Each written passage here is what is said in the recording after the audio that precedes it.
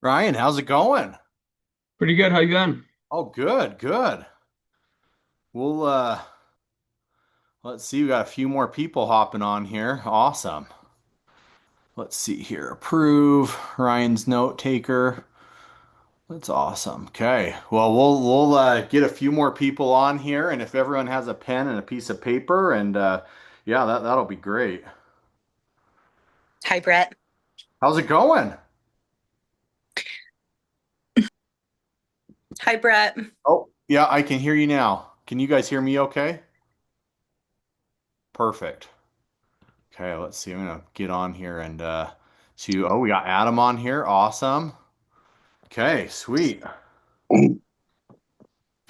Let's see here. We'll get a few more see who else hops on and then we'll just kind of get going through our list here and I have something good for you guys. I feel like I did this yesterday and this was like huge for me. So hopefully it helps somebody else out. Let me get on my phone and pull it up here. Okay. Awesome. Okay, well let's start going while a few more people are hopping on, and I will just go over our wins. And I've changed it instead of going like wins or losses, I'm going wins or lessons that you've learned because I don't consider anything a loss if you learn something from it. So my win today is I don't know if you guys saw my post about that 1% transfer fee that got attached to one of my listings that was closing today.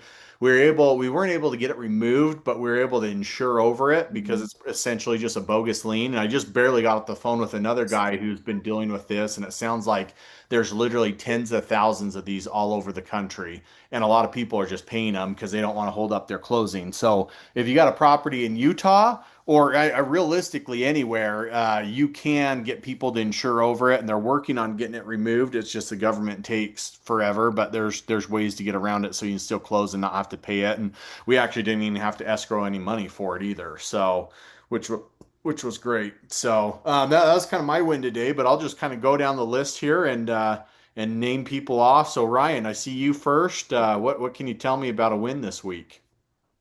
I am in the middle of writing up an offer for one of my clients on an investment property. It's off market. It's actually right next to another flip he just completed and turned to a rental. So, Nice. looking to submit that today. Awesome. Cool. Cool. Sarah, how about you? Okay, can you hear me? Yep. Okay. My win, I would have to say, this is not like a financial win at all, but I've been able to help a friend, a really good friend whose husband passed away. He was really well known in the community, and she has a home in my neighborhood. She also has a home in Alpine, and she's selling the home in my neighborhood.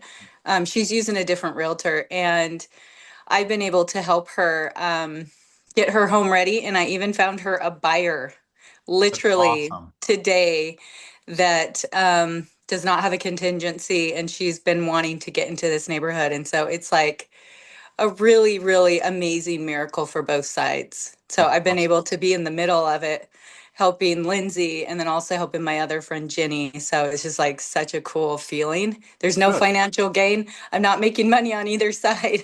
Yeah. So it's kind of cool Well, though. I'm a big believer in karma, so it'll all come around tenfold. So just wait for it and it'll definitely come. That's awesome though. Thank you. Good, good. Adam, I see you next. Adam's new. He's joining my brokerage. Adam, you got a win for us this week?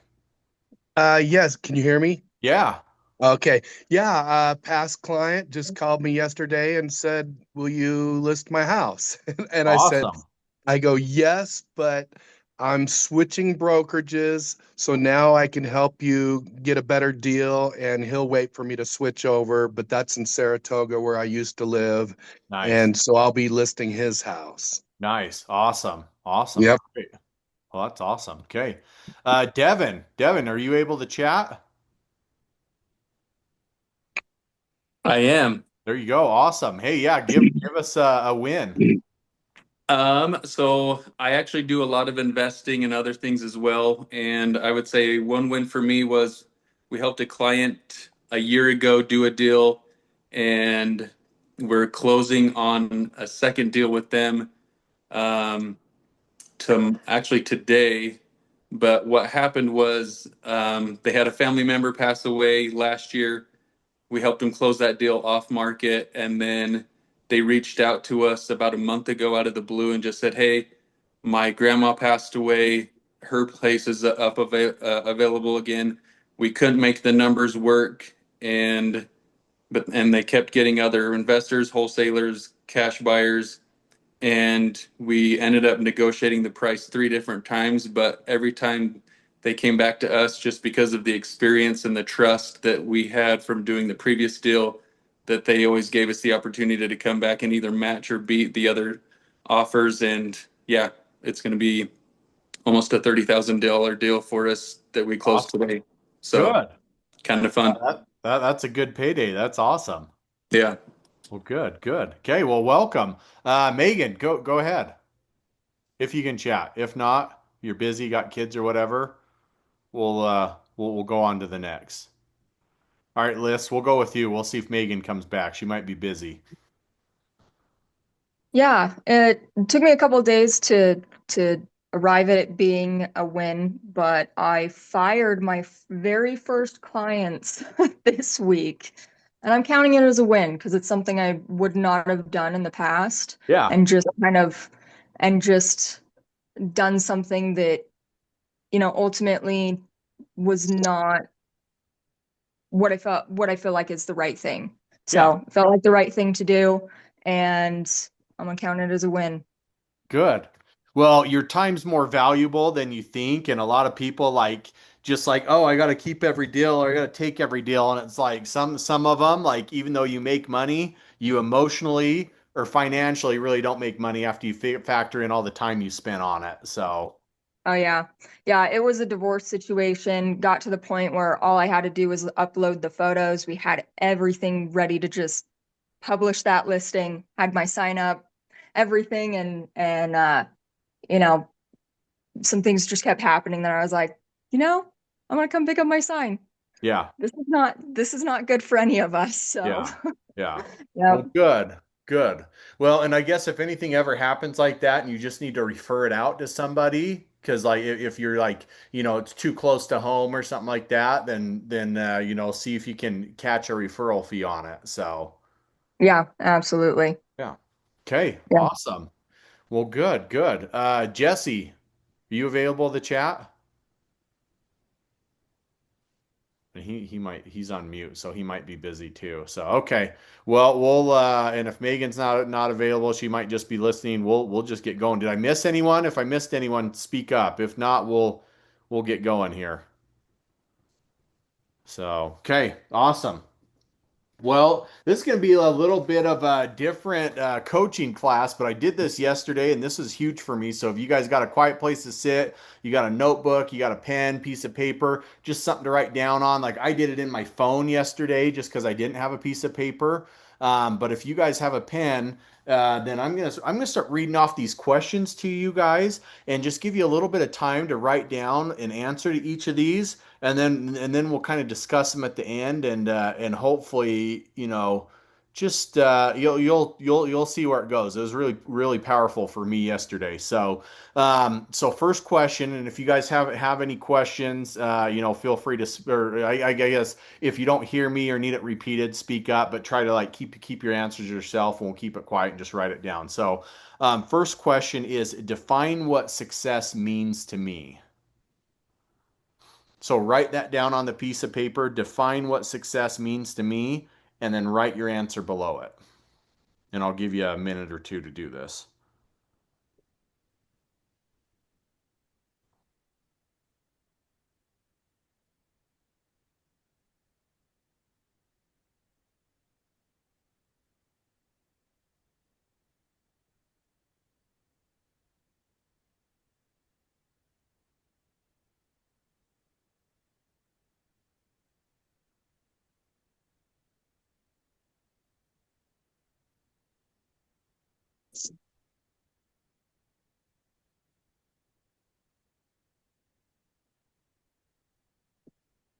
I'm going to see if I can get my laptop to charge while you guys are writing that down.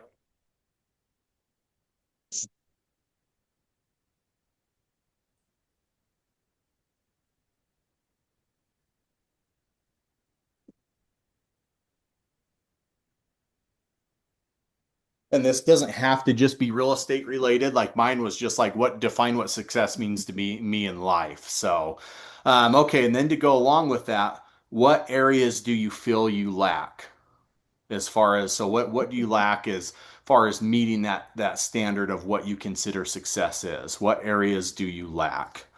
And I'm going to go steal a charger from my laptop because mine's not working for some reason.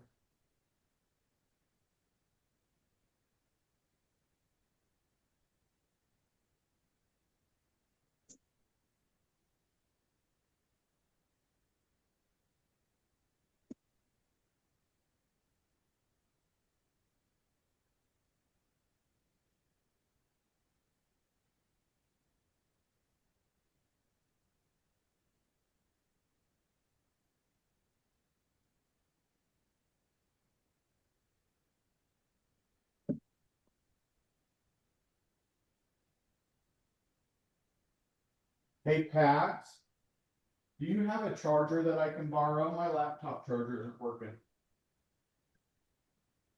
Okay.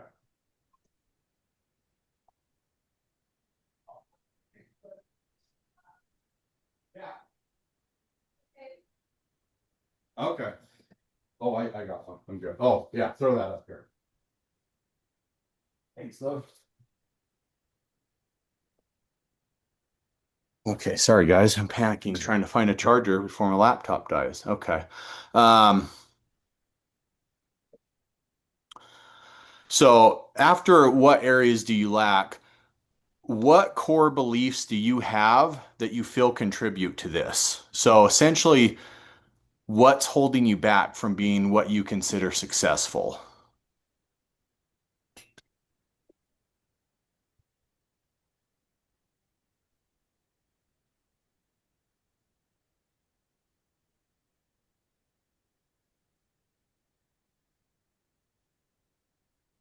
There we go.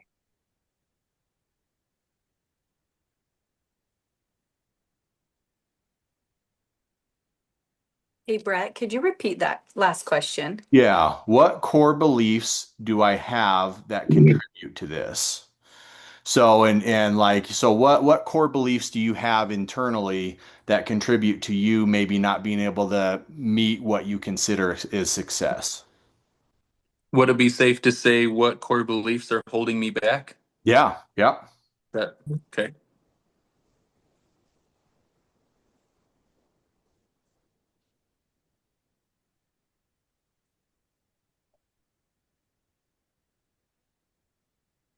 Close this door.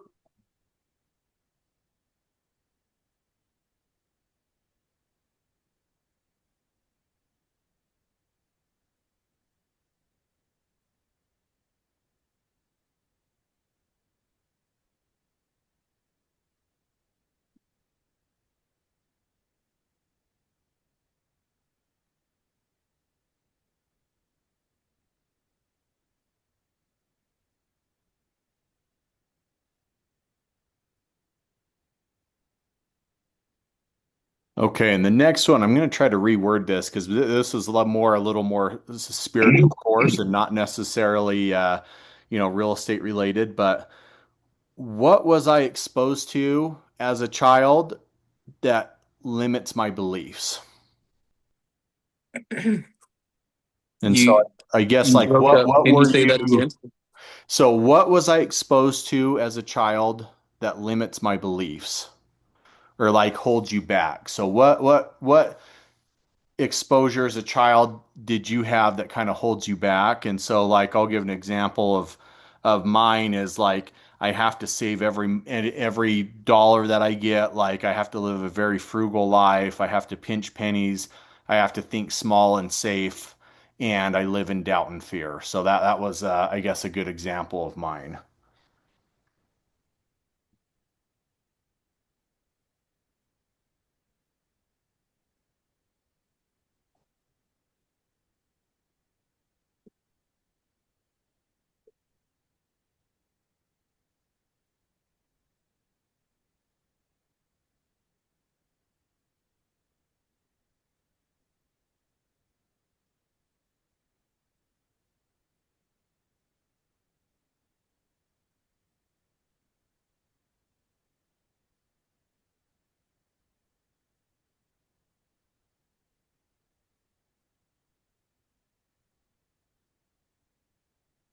And the next couple questions really hit home to me, but you guys, yeah, I'll just read them off to you, and you guys take your time. And so the next one is, in what ways am I playing small?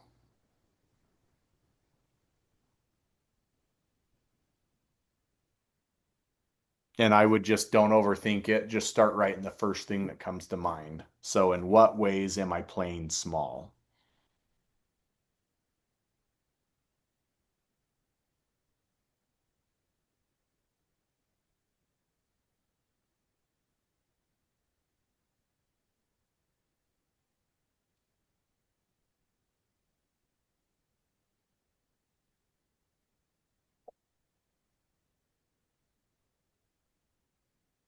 Okay, next question. When did I first learn that it wasn't safe to shine?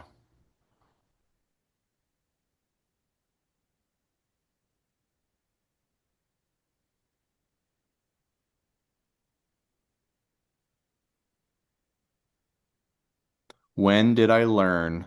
When did I first learn it wasn't safe to shine?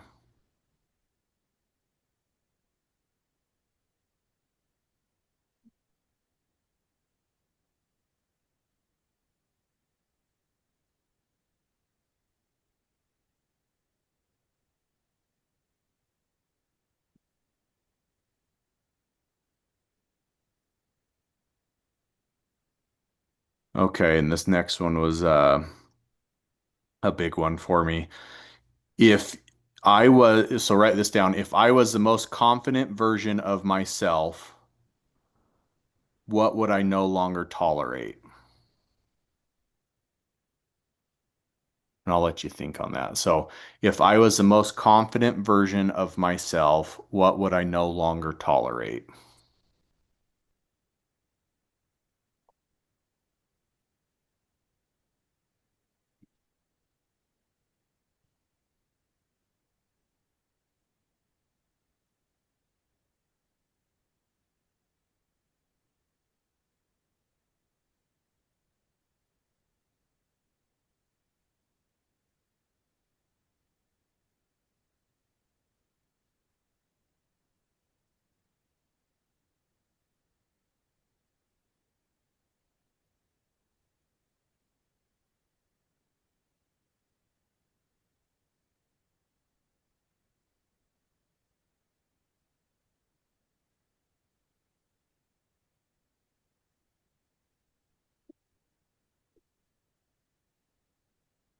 Okay. And I'll give you a little bit of time at the end if you need to go back to some of these if I'm going a little too fast or you got something more that you got to write. Um, okay, next question.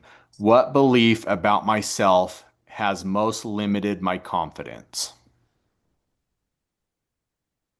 So, what belief about myself has most limited my confidence?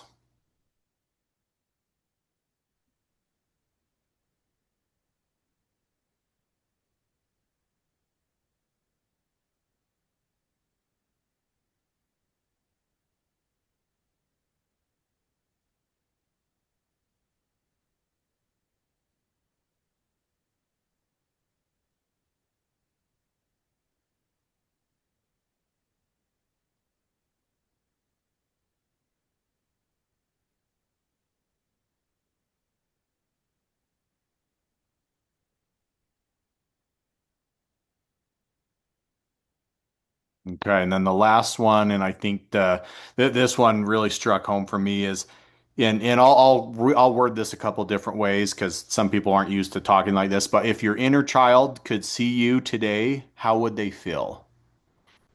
So if like you were a child and could see yourself as an adult today, how would you feel? Like that's who I turned into. How would you feel?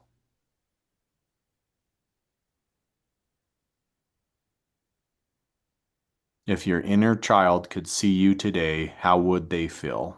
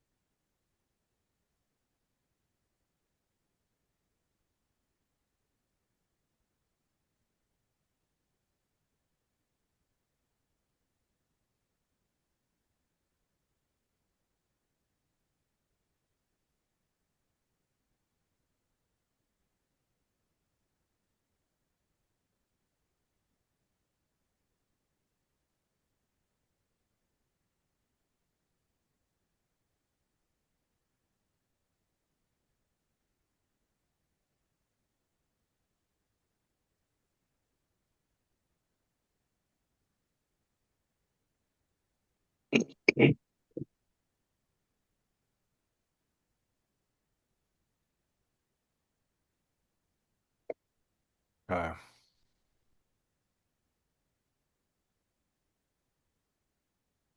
So you guys can keep working on this if you need to while I'm talking. But there's this thing I do. It's called shadow work. And if you guys, ever have a free minute to, I'm big into meditation and spirituality now, but shadow work is essentially like confronting those inner demons or those inner self-doubts that you have, bringing them to the surface and like really diving into them, like what's behind this, what's really going on. And so a lot of these things, um, a lot of these things is really stemmed from my childhood. A lot of these self-doubt, self-belief that I'm only worthy of this or I can only amount to this, came from my childhood. And so when I really picked a lot of these apart, it was really eye-opening. I mean, like yesterday was a big groundbreaking day for me. And so hopefully a lot of you guys can sit down and really dive into these. And like when I do shadow work, I go into meditation. And if you guys haven't meditated before, it's literally just like sitting in a quiet place. I usually do it early in the morning because I got 5 kids. So before the house gets crazy, I wake up. And this is what I've been working on. This is what I'm going to continue to work on. But some of these things, like in what ways am I playing small? My biggest thing was like, I still care what people think about me, and I need to just let that go. Like, I guess like so I'll go back and forth from one day I'm a nobody to the other day I'm like somebody special and important and everyone cares what I think and it's like or what I do or what I say and like I need to just let that go of like it doesn't matter what anyone else thinks because nobody else controls my life. I need to just realize that like what I think is the only thing that matters because my reflection about myself and how I feel about myself turns into my reality. So if I think I'm broke, if I think I'm poor, if I think I'm not good at real estate, if I think I'm not a good father, have all these self-doubts, that's what my life is going to turn into. And so that's hopefully one thing I can give to you guys. Like if you guys sit with those self-doubts, is you need to let them go and doing this shadow work or go reflecting on these questions is a very good start to getting those deep down reasons like why do I feel this way? Why do I think this way about myself? So you can let those go and move past them. Because just the fact like all you guys are here, like I think pretty much everyone in here does real estate or sells or something like that. Like just the fact you guys are willing to do that, I mean, speaks volumes about your personality and who you are. And because most people do not want to do sales because it's there's no guarantees. But I guess the biggest risk you could ever take is not taking one and playing it safe. So the fact you're out here doing this is great. But anyone have anything they want to share? Or anything they would like to discuss. And if not, that's totally fine. Like you don't have to, no pressure. But if somebody has something they want to share or would like someone to chime in on, I'm happy to hear it.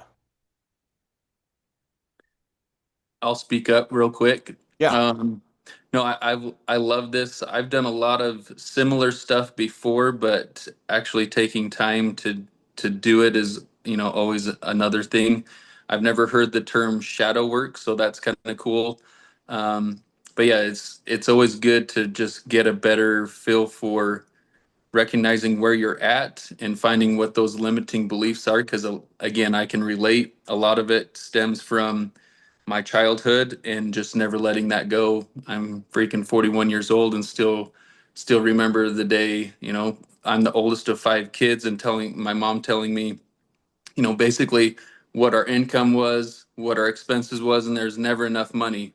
There's never enough money. So like it almost felt like to me I was part of the problem versus the solution. And so again, carrying that 30 years later, it's not an easy thing to get over, but at least recognizing it and saying, okay, let's figure this out. Let's work through this. Let's find new beliefs versus those limiting beliefs to change the trajectory of where we're going. So Yeah. No, it's cool. you're exactly right. And I still deal with those. I have that literally every day. Like it doesn't matter. Like I've had several 6-figure months where I make over 100 grand every month, and I still think I'm gonna be poor. I'm gonna be broke. This Yeah. this this wagon train that I'm on, and it's crazy because my income's been very consistent over the last like 7, 8 years, and every day I still wake up like, oh my gosh, the housing market's gonna crash. I'm gonna run out of money in 4 months. I'm gonna have to sell everything, and I'm just like, why do I keep doing that? Like I have this awesome track record, and but I still just can't get over it. And so just like going through these things and recognizing like you did, like, well, where did this belief come from? Well, it stemmed from this one thing. And then you can start, and I would look into, like, if you guys haven't done shadow work, like hop on TikTok. I love TikTok for spirituality, and just do shadow work meditations. There's thousands of them out there, TikTok or YouTube, and do some shadow work meditation. And that's really just like bringing those demons and those self-doubts, beliefs to the surface to recognize where they're coming from, and then helping you move past them. Um, so yeah, anyone else have anything they want to say or share? I would love to share something. Yeah, go ahead. Okay, so one of the questions was define what success means to me. Yeah. So, when I grew up in a pretty big family of 13, so I was number seven of 11 children, and I um, I was at a young age, there were so many people in my family, and I always thought we were super poor, and um, I just really didn't want to live that life that my parents and everything there was a lot but I don't want to get into that. But now that I'm in my 40s myself, I'm like, truly, what is success? And for me, it's all about the peace, because if I can have like a peaceful mind, because when I was younger, I'm like, I'm gonna be rich. I'm never gonna be like my parents. I'm never gonna have all these kids. And of course, now I have 5 kids myself, but Yeah. but I'm nothing like the way I was raised, and I didn't raise my kids the way my parents did. But to me, success really is about peace. And so now that's my top tier gauge. And if something takes away my peace, kind of like Lit, is it Liz? Liz was Uh-huh. saying, Yeah. like it wasn't worth her, like her peace being taken away, her clients. And so that's just kind of my perspective now, that peace is more important than money. It's more important than perspective, or what people think of us. And as Yeah. long as I have peace, I feel like I'm really successful in life. That's awesome. That's awesome. Yeah, thank you for sharing. And that's yeah, it's interesting what everyone's definition of success is, and it really, a lot of it just has to do with like where you're at in your life cycle too, and what you've seen and what you've experienced. Because me in my 20s was definitely, I'm not successful until I've made X amount of money and own X amount of things. And then I realized, like, I got to that level and realized that that's not happiness. Like that doesn't make happiness. That just creates more chaos in your life. And so peace is like, that's been my journey this year, is just finding peace and happiness in the moment, and not worrying about the future or worrying about the mistakes, just living in the moment, and peace. Yeah, peace is awesome. So that's great. Um, anyone else have anything they want to share? And I guess I'll share like the one that stuck out, and it's funny because I wrote this all in bolds. Is, if I was the most confident version of myself, or no, let's see, no, which one was it? Okay. If your inner child could see you today, how would they feel? And like me, for me growing up, like I have so much self-doubt, and like I'm never good enough and I'm never doing enough. And like, but looking back on that as a kid growing up, like there were people that were like me, and I thought they were freaking superheroes. Like they spent all their time with their kids. Like I literally spend just about all my day with my kids. And yes, I have to work and leave for appointments and stuff, but I spend a ton of time with my kids. I literally have every worldly thing I could do, but I'm not like, I don't feel like I'm a giant asshole either, because there's a lot of people with money and it ruins them. And so like that was one thing, like if I looked back at myself as I was a kid, and came and met me, I'd be so proud. And like, okay, that's who I turned into. I turned into a superhero. And so and I hope you guys realize that too, or recognize that, like the younger you is really proud of where you're at. because especially like after living all your life, because I'm sure everyone's had trauma, everyone's had, you know, every excuse under the sun to just waste away and die and go away, and you're not, you're still here. And so the fact you are, and you're a person trying to just spread light is huge. So I hope everyone feels that way about themselves. And if not, then that's, you know, some shadow work that you can work on, because just the fact you're here in this time, you should be really proud of yourself. So, anyways, that's kind of what I have for the spiritual side. I have some actual real estate shit that I can share with you now to try to give you that, but hopefully this gave you something new and something different that you're just like, oh man, okay, this is yeah, this gives me something to work on and something to think about. So, um, so I made this video the other day about the clearinghouse filings where I had this closing, and apparently this has just been a huge thing that's like they've been attaching this to different properties throughout Utah and throughout the United States. And so if you guys ever run into this, like feel free to reach out. I got a title company that's very involved and knows exactly how to handle this, so you can close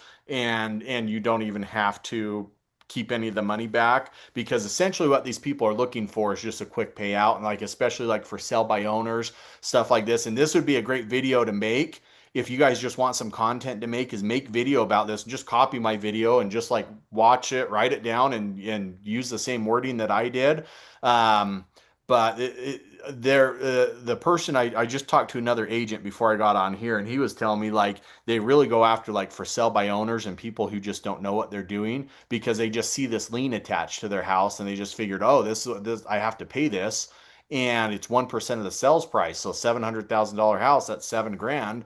And you know, they're just in, if you write them a letter, if you catch it early enough, you can send them a letter and they'll most likely release it. That's what this guy was saying, is he's like, if you send them a demand letter, they'll just release it because they don't want a lawsuit over a couple $1,000, but they're just preying on people that don't know any better. And so this could be a really good piece of social media content that you guys could make, and hopefully it just saves somebody, and it'll open up questions. And one thing you could do, like Utah County, it's super easy to hop on Utah County online and check people's title reports to see if it's been recorded against there or not. So you could even offer that for people and just say, hey, if you're worried about this, DM me your address. I'll pull it up and see if anything's been attached there or not. And this will be a really good way just to open up conversations with people. So, and again, just get back into them, and you are the real estate expert. And so people will, you know, hopefully reach out to you when that time comes. And this is just giving them free value pretty much. So, um, let's see. And then I went back through. So I just pulled up, like, I just did like my last, I don't know, 25-ish or so closings. And this was really eye-opening to where they came from. So my last 12 buyers that I closed, 5 of them were referrals, 7 of them were past clients. They didn't come from anywhere else. So referrals and past clients. And then my last sellers, and I didn't do a specific number. I can add this up, I guess. It's about, I don't know, 22 or something. Out of my last sellers, 9 of them were referrals, 8 of them were past clients, and 3 of them were from Facebook. And so they didn't come from anywhere else. So literally, like, I was doing this and I messaged my assistant Haley. She's not on here. I'm like, we got to rethink our marketing and where we're spending our money, because I spend a lot of money on like for sell by owner postcards, expired postcards, stuff like that. I'm like, we're clearly not getting traction on it, or it's at least leads that we don't want or don't pan out. And so I'm like, we need to rededicate that money to stuff that's actually working. And so maybe go through your database, but I can tell you, like, doing this for 20 years, your buyers and sellers that come from referrals or past clients are just going to be a million times easier to work with than people you get off of Zillow, people you get off of you know, just random things or paid lead sources. They'll be way more loyal and they'll be way more trusting of your advice. And as we all know, like, you'll have, I mean, I still have those clients who think they know everything, and you know, you can decide to work with them or not, but at least you'll know what you're getting into. So, you know, maybe go back through your sales for the past year and just look like, where did these people really come from, and how were they? Because you'll have some deals where you make 20 grand on it and it wasn't worth the 20 grand because they were freaking psycho, or it took 2 years to put together. And then you'll have other deals where you only made 5 grand on it, but you made 5 grand and it took you 2 hours worth of work. And it's like, which one's more valuable? The 5 grand deal, because it took a whole lot less of your time. So look back through your past transactions, and I would just say whatever's been working for you in the past, like triple down on it. And so with me, it's clearly like past clients and referrals is where my money should be going towards, and building more of those relationships. So anyways, that's all I got today. Do you guys got any questions or concerns that I can answer for you, or anything I can help you out with? Hey, Brett. Yeah. Did you happen to record, when you did the training on how you do a CMA, Mm-hmm. did you happen to record that? Yes, that should be on my YouTube channel. So if you go to my YouTube, it should be on there. And it'll be one of the Okay. longer videos. So I'll have like, I got like a million shorts on there if you go to the actual videos. And I think it's called like how to do an effing CMA. Okay, I'm looking you up right now. It'll be my bearded realtor one. I have another one on there that's Oh, bearded leader. bearded. That's more my spiritual shit that I put out there. So bearded realtor one will be it. So Okay, I'm on your channel now, it and should then say how to do an effing CMA. okay, I'll search for that. Yeah. Yeah. Nice. Okay, thanks, brother. Yeah. Okay. Anyone else have any questions or anything I can help you guys out with, or anything else you want to discuss? Is there anything specific that you're looking for that you need that we can help you with? No, I guess like every time I get ready for these coaching calls, I almost feel like I get more out of them than you guys do, because I just really like reassess like what am I doing, and that was like today when I was like, okay, I'm just going over my last 25 deals, like where'd these come from? And then I go back and look like how much money am I spending in each area, and realize like holy crap, like I'm spending a ton of money on things that aren't making me hardly any business. Like why am I doing this? Because if I put that money towards these other things, and like we talked about, I think it was a couple times ago, about like renting out a movie theater or doing something like that, and somebody said that's been great, very successful. Actually, that was at a different coaching event that I was at for realtors. And they talked about like renting out movie theaters and doing stuff like that, and getting lenders and a title company to sponsor it, or a home warranty company or something. Um, and so that was something like I just had that aha moment like today, like, okay, I need to do that, and see if we can drum up more business doing that. So Yeah, that's been on my radar for quite a while too, and I've yet to do it. So yeah. yeah, need to So do it. I'm gonna try it, and they said like get your lender to go in on part of it. I know title companies have pretty strict regulations, so they can't do a whole lot. But like a home warranty company, they can help pay for it. And so yeah, if you get your lender, I mean, you can almost cover the whole thing for free, and then you just got to be there and provide the manpower for it, and get people to share, and give you referrals and stuff as they show up. So yeah, Brett, yeah. I was gonna say I just barely did that movie event, and it was a huge success. And like you were saying, we had one of our in-house lenders at Keller Williams Yeah. sponsor it, and then I had a flooring company sponsor the giveaway. It was a really, really cool, like bright orange Yeti Yeah. with a big Yeti mug. And that giveaway was about $400, and it went to this really cute family in my neighborhood. But that was a really, really cool event. And Awesome. I did get some, like my listing right now is from that. Good. Just a So lot of my not paying really, it. Yeah. totally, yeah. And I didn't have to cover much. We even had photography there. They covered like yeah, all the photography. So I didn't really have to front hardly any money. That's It was really awesome. cool. It's a really successful event. I would recommend that to everyone. Awesome. Did you do it on a kids movie like How to Train Your Dragon, or what movie did you guys do? You know, you know what? I should have waited for like the Minecraft movie or How to Train a Dragon, because the Yeah. movie unfortunately I did was the Snow White one that had a lot of Yeah. beef. Oh my gosh, it was so bad. Yeah. So I ended up having to scramble at the last minute finding people to come, because they're like, this is very woke and this is not Yeah.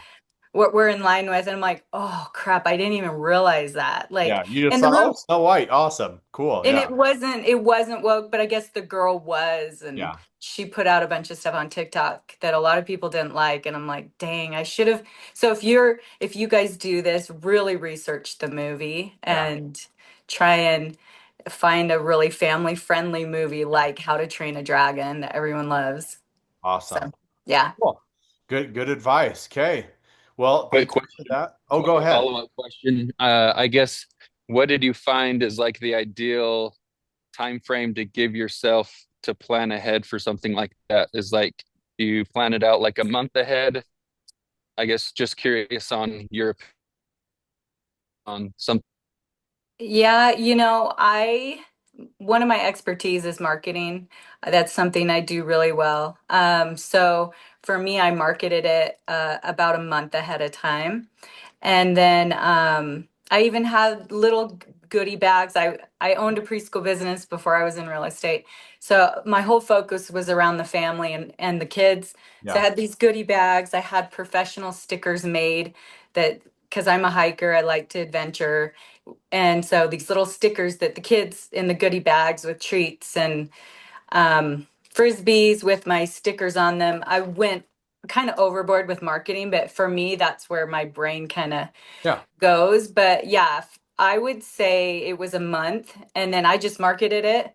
I made reels. I made, where I'm talking and putting it on my stories. Hey, this is coming up in 1 month. And then I made multiple reels and just kept, reminding everyone about it. And And did you use a Google Sheet or anything? Because that's what one agent was saying is they used a Google yeah, Sheet so they could sign up, and then like once it was full, then it was full. So yep.